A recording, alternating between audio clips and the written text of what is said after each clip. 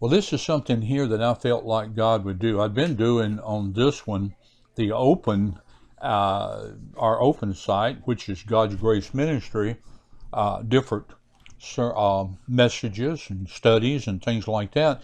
But I felt the other day that God was saying, we're at a time in this world where things like Israel, the temple, things like that was really important to us. So I prayed and I felt like He was telling me that Israel has always been the country that people have said you need to watch it because everything that takes place there affects the whole world, and that is really a fact. So I thought it would be a good idea if we took a look at Israel. Now I'm going to start out with something a little different, and I hope you will see this. So we're looking at the nation of Israel, which is a biblical Israel. In Genesis 32:28, we find the first mention of Israel. And this is what he says in there. Your name shall no longer be called Jacob, but Israel, for you have struggled with God and with man and have prevailed. We find that this is the first mention of Israel in the Bible, is what it's telling us. God first used the name Israel to identify Jacob, which was the father of the 12 and of course the leader also of the 12 tribes of Israel. Now from this point forward, the Bible uses Jacob and Israel interchangeably, even in the same sentence. Now we note in Genesis 48:2 that Jacob was told, look, your son Joseph is coming to you, and Israel straightened himself and sat up in a bed. Genesis 48 contains the account where Joseph comes to see his sick and dying father and brings along his two sons, which is Manasseh and Ephraim, in verse 1. And after recounting God's promise to him, Israel summons these two boys, Jacob summons these two boys so he could bless them in verse 9. Now, as part of the blessing, Israel, Jacob, says in verse 16, the angel who has redeemed me from all evil, bless the lads, let my name be upon them and the name of my fathers, Abraham, Isaac, and let them grow into multitudes in the midst of the earth. So God, through Jacob, places the name Israel on the sons of Joseph, not Judah, giving us our first glimpse of God's view, and of course hearing that name passed around for the first time. Now, Genesis 49:8, we'll take a quick look at how the descendants of Judah, the Jews of the modern state of Israel, fared against their enemies in our times. No, we know that it's something to watch because we would talked about 48, the 6-day war, and things like that. But it's interesting. This begins by defeating those. Excuse me, that's not deafening. By defeating those who tried to keep them from being a nation in their war of independence. A victory at that point had led them to the founding of the nation of Israel on May 14, 1948. It's important because God told us that would take place.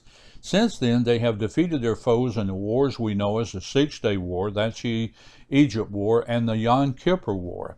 In addition, they have fought and survived a number lesser-known wars since 1948. There's a whole list of those in some of the encyclopedias that will help you to see those. Now, we know at West Point Military Academy, where wars fought throughout the world, and our studies to learn military strategy, what to do and what not to do, the Israelites' wars are excluded from this curriculum. It makes you wonder why.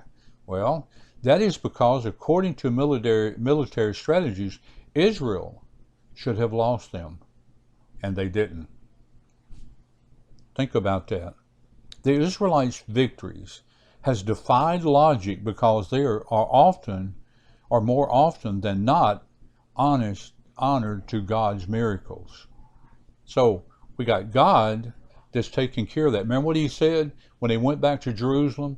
They would return and nobody would ever get them out of there. So at the West Point Military Academy, it benefits to teach logic and not the unexplainable miracles that makes up Israel. So they would rather teach what humankind gives them than they had to teach about miracles. You see, these frequent miracles should be expected rather than surprising because God is faithful to his promise. And you see, he promised them. He is a miracle working God, declaring the end from the beginning, and from ancient times things that are not yet done, saying, my counsel shall stand, he said, and I will do all my pleasures, Isaiah 46:10. Though the modern Jews have strayed from their faith, revealed in God's word, following their own, just like humans do today, traditions, and Mark 7:6-9, the God of their fathers still watches over them. So you can see, they would not talk about the wars in Israel because, you see, Israel wasn't supposed to win those wars. That's the reason they're not recorded.